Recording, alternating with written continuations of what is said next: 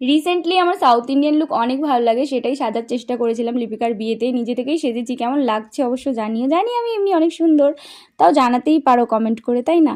আর এখানে দেখো মুনমুনের ছেলে কি বলছে।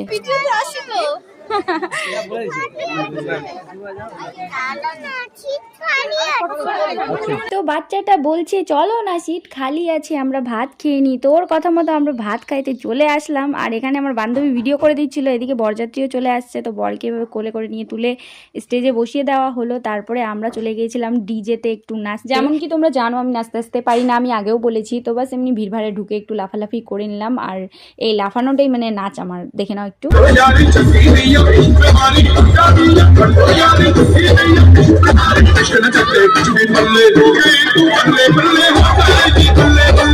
আচ্ছা, তার মানে তোরা শুধু নাচার চান্সে ছিলি, যেই নাচা হয়ে গেল বাড়ি চলে গেল। বাকিটা পরের ব্লগে শেয়ার করছি। আজকের মতো টাটা।